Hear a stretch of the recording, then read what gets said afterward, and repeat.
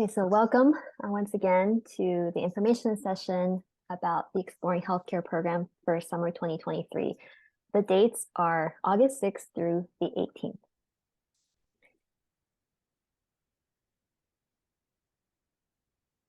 Let me tell you first a little bit about myself. My name is Lina Yamashita, and I'm the director for the Exploring Healthcare program.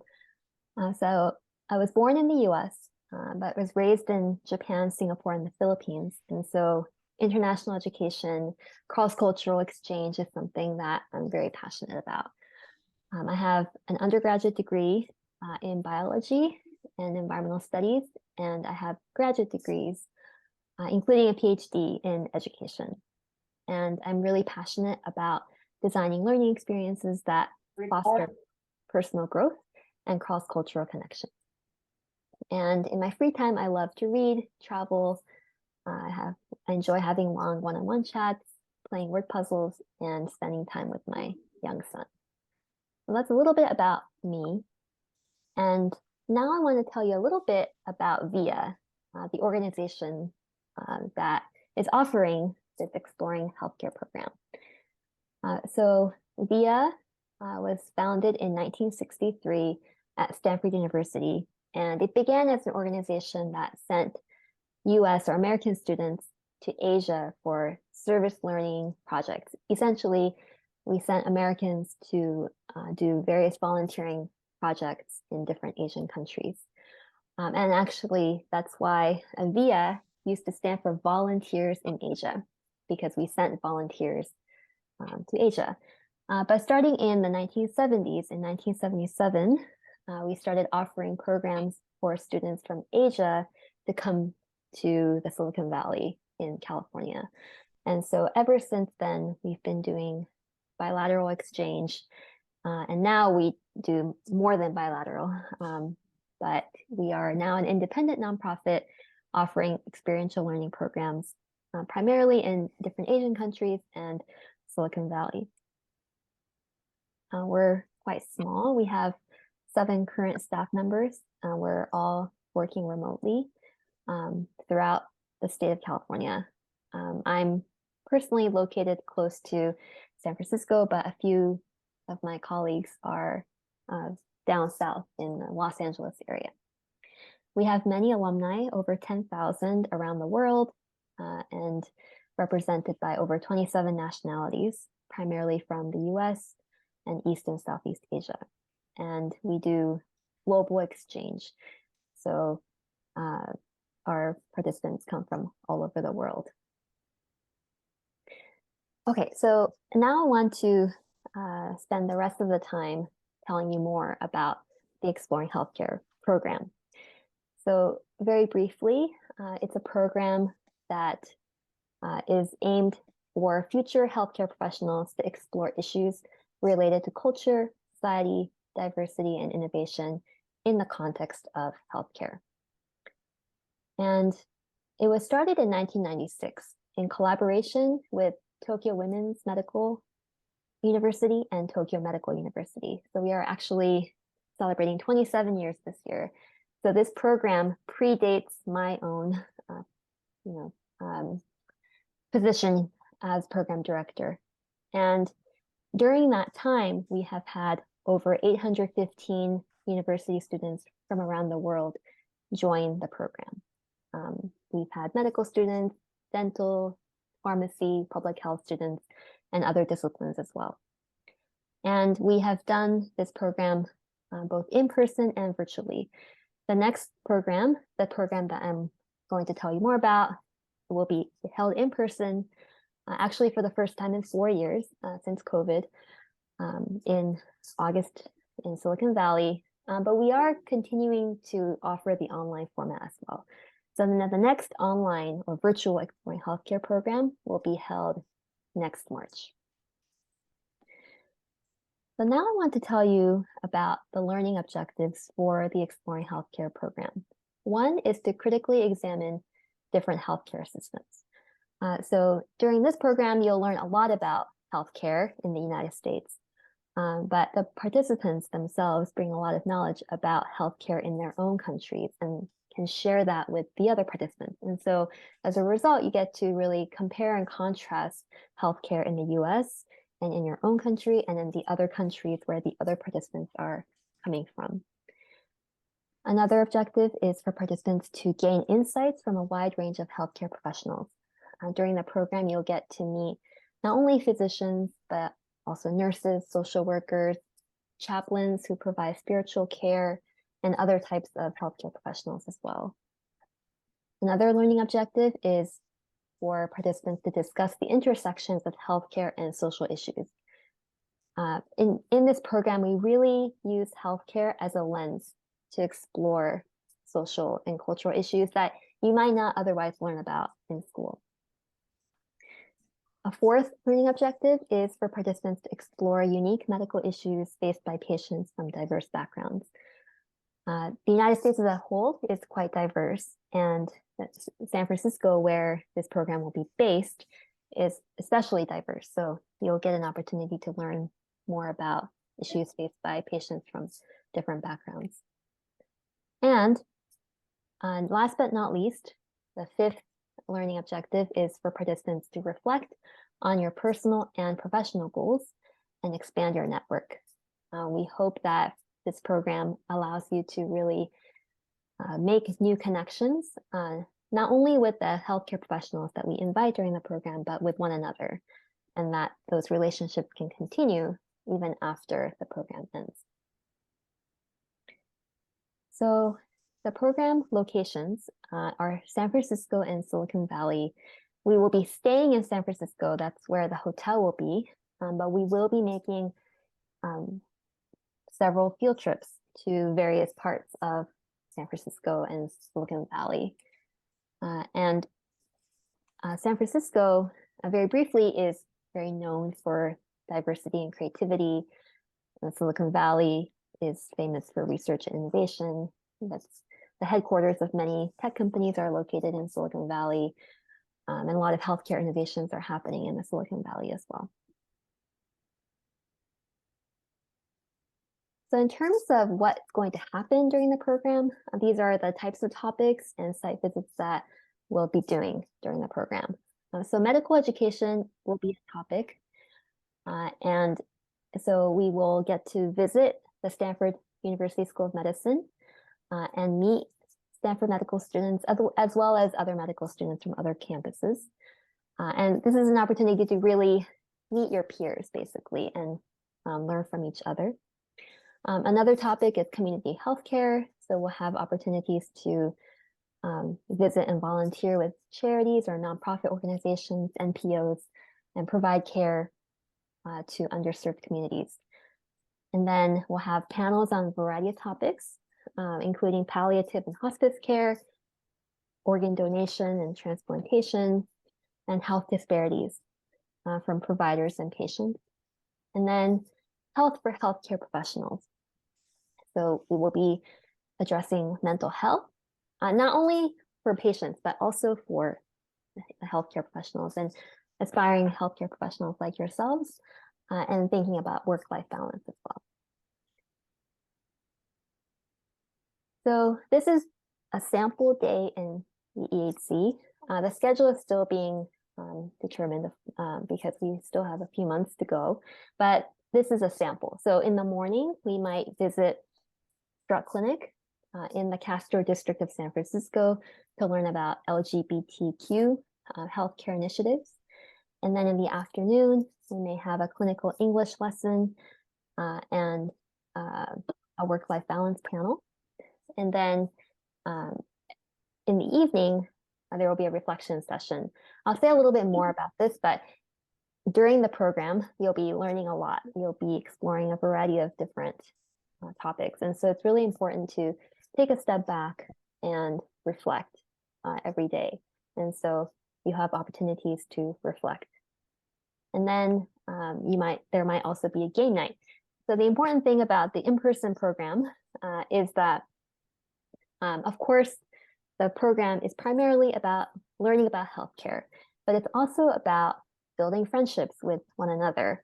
And that can often happen through more casual activities. And so that's an important component of the program as well. Now, so these global health fellow groups. So fellows play an important role in your experience as a participant. And so if you decide to join the program, you'll be assigned to one of the 3 fellows. And actually the 3 fellows for the summer program are all here today. So I'm going to invite them to introduce themselves in a little bit. But essentially, in small groups of 4 to 7, the fellow will help you with a variety of things. So they'll, in your group, you'll reflect on the day's activities, share ideas, and summarize key insights. You'll strengthen networking skills by writing follow-up emails to guest speakers and panelists. You'll get to practice speaking and discussing a variety of topics in English in a small group setting.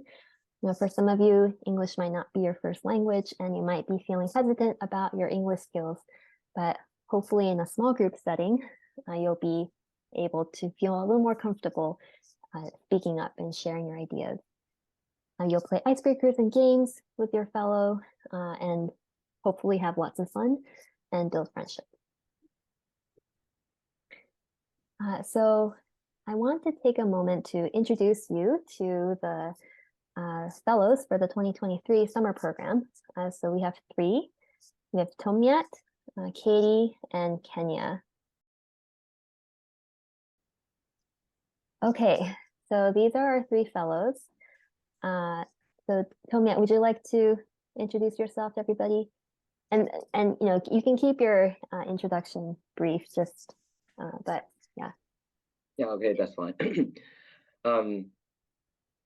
My name is my full name is Min Tomyat Wei, but it's a long name, so you can call me Tomyat as a short.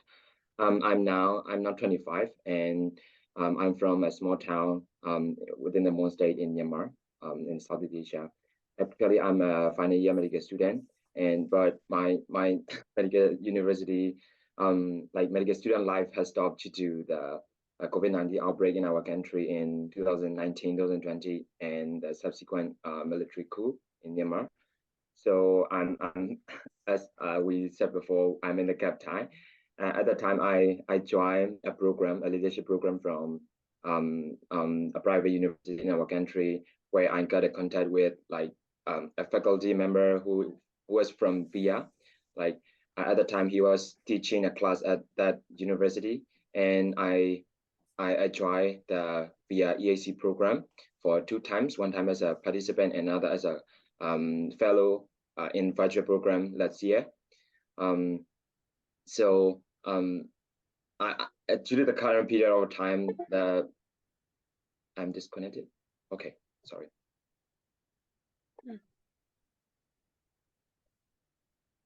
One second. Okay.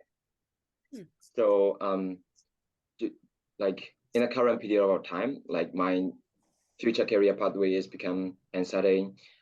So in the meantime, I'm exploring the other field of study or works that I'm might be interested in.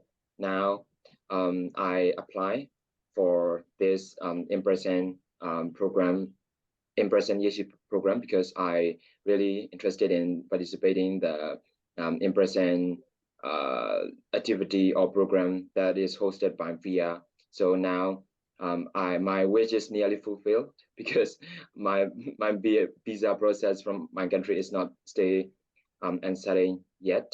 So yeah, if I get a chance to come to US, like that will be a very great chance to meet and work with you all throughout the whole program. So yeah, that's all about me, and nice to meet you all. Yeah. Thanks, Tomyat. And one thing I wanted to mention also is that Tomyat was a participant in the Exploring Healthcare program, the online Exploring Healthcare program in spring 2022. And then he was a fellow for the online Exploring Healthcare program in last summer. So yeah, thanks, Tomyat. And then Katie, I'll pass it to you. You can briefly introduce yourself. Hi, everyone. My name's Kathleen, but I go by Katie. I'm 32. and I live in Pennsylvania, which is on the eastern portion of the United States, maybe about like 2 hours away from the ocean, the Atlantic Ocean. I currently hold a bachelor's of science in media communication and technology. And after, I'll call it a little bit of soul searching, I decided that I wanted to do a little bit of a career change and go into healthcare and obtain my registered dietitian certification. So currently I am taking the time to gather my portfolio for graduate school, so I can apply for my master's in food and nutrition and then the certification to become a dietitian. So in the meantime, I'm waitressing to support myself, and I really look forward to being a part of this program. Healthcare and is very passionate to me, and I'm really interested to learn more from everyone that I'm going to be working with, and hopefully to share some of my own experiences and insights with everyone. Thanks so much, Katie. You're And last welcome. but not least, Kenya, you can introduce yourself too. Hi, could you guys hear me? Yes, we can hear you. Okay, so hi, nice to meet you all. My name is Kenya. I live in Puerto Rico. Puerto Rico is a small island in the Caribbean Sea. Um, it's actually completely surrounded by water, by the Atlantic Sea and also the Caribbean Sea, as I previously said. For education purposes, I completed my bachelor's degree in microbiology and then decided that I didn't want to be working in a lab, so I kind of moved my career more towards public health. I completed my master's degree in public health last summer, and I am currently in the process of applying to a doctorate program in public health, specifically in social determinants of health, which is a topic of a lot of personal and academic interest to myself. And what else can I say? Since I live in an island, I love the beach. I love traveling. This program for me represents a magnificent intercultural and meeting people from very diverse backgrounds to what I'm used to. And I'm very excited to meet uh, the fellows and also all of you guys that will end up coming to the US. So very nice to meet you. Thank you so much, Kenya. So let me, so hopefully those of you who are listening in, you'll have an opportunity to work with these fellows if you apply and decide to join the program. So let me go ahead and restart sharing my screen again.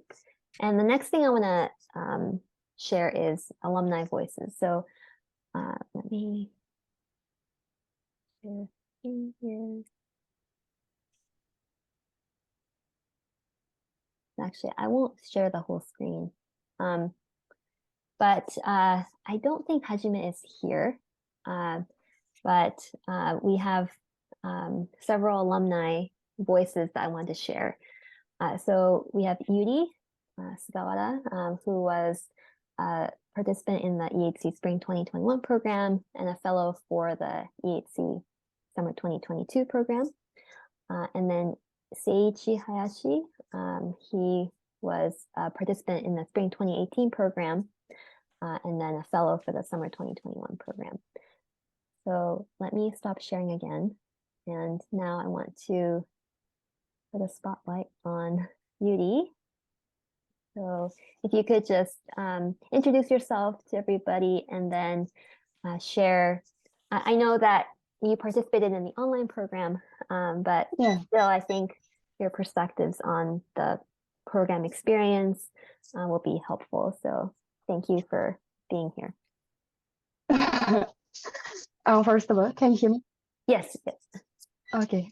First of all, thank you for inviting me. And I'm a sixth-year medical student at Oita University, Japan. And actually, I joined the EHC Spring program in 2021 as a participant, and again joined the summer program in 2022 as a fellow. And so both of them were held online. So actually, I don't know what the in-person program is, but today I'd love to share some of my experience. So, can I start? Okay. Yes, yes. Okay, so first of all, the biggest thing I could get through the program is that relationship or network of peer members. And for example, Lina and I have been knowing each other for almost 3 years, I think. And even after the program, we have been keeping in touch for a long time. And not only with Lina, but also other peers. And second, there is a multinational team, and that means, some came from the United States, or some from Japan, and some from other Asian countries like Myanmar, and some from African countries like Zambia. So I think by talking with those students coming from very different culture, we can widen our perspectives. And I can assure you that you will get much more interested in what is happening across the world. You can get wider and deeper world in your mind, I think. And third, and during the program, of course, you can get a lot of chances to improve your linguistic ability. And even if you are not confident about the skills of speaking English right now, please don't worry. The fellows and Lena will help you a lot during the program. And of course, and all the VS staff and the fellows and even guest speakers are very kind and generous. So you can feel safer and comfortable during the program whenever you're speaking up in the program. So please don't worry about that, your skills of speaking English. And my message is very short, but finally, I'd love to say, if you are interested in this program, please jump in, and we are very, very looking forward to welcoming you as our peers. So that's the message from me. Thank you so much. Thank you so much, Yuri. That was so nicely said. And I'm really glad that the program has had an impact on you like that. And I appreciate you being here. Yuri has been coming to these info sessions for many times now to share her experience. I'm very grateful to her. So thank you again. So now I want to share the voice of one more alumnus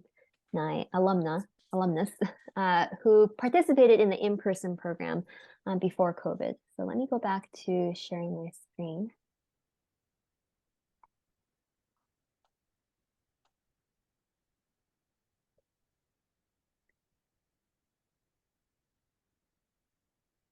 So Seiichi participated in spring 2018, so 5 years ago at this point. But from his perspective, I'll read it out loud for you here. So this program makes you big change in your mind and life. This is because this program has a big effect, not only for learning medical differences in Japan and the US, but also you can make a lot of friends. And the connections you make here will last a long time. So he's from Japan, that's why he's saying that. And I'm still friends with my friends from 2018 when I attended. And I'm also very close with my 2018 fellows. After participating in the program, it's easy to make connections with past participants of the VIA program. So the connections will continue to grow. And so I think it's interesting that both Seiichi and Yuri just now shared about the network and sort of relationships. So I think I really hope that that's something that you take away as well if you decide to join the program.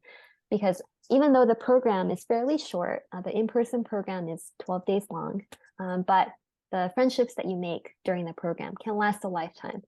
And for many participants, that's the case.